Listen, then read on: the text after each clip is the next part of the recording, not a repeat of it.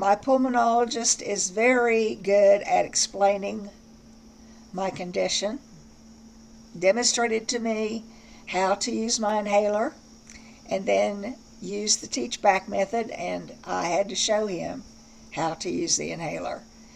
Well, I simply say I've got COPD, and I got mine from smoking.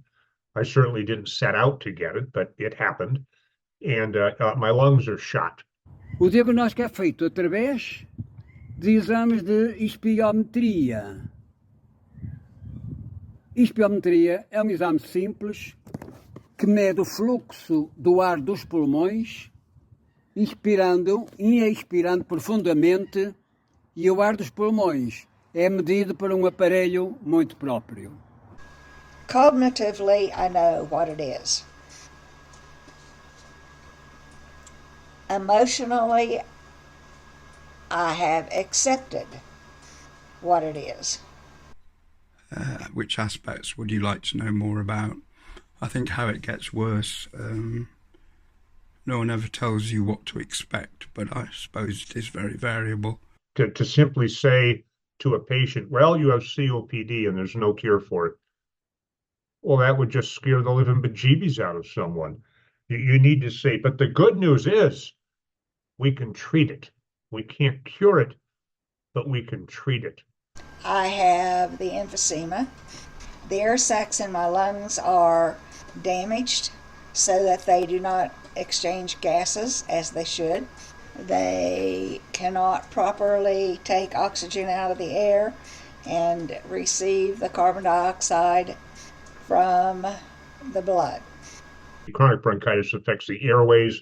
It's a thickening of the airways, and blocking it causes a lot of mucus and phlegm, which is sometimes difficult to expel. En niet meer herstellen. Dat is het vervelende van COPD. Het is een ziekte die niet te herstellen valt.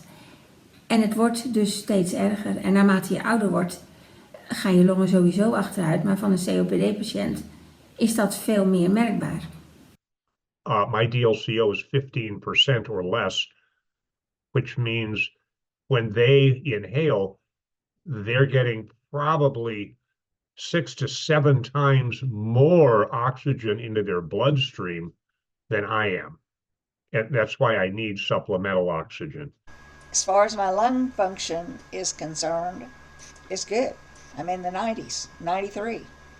Why am I still on oxygen? I'm still on oxygen because I'm not getting enough of that oxygen to my bloodstream. De informatiebron voor deze wijsheid is voornamelijk mijn longarts.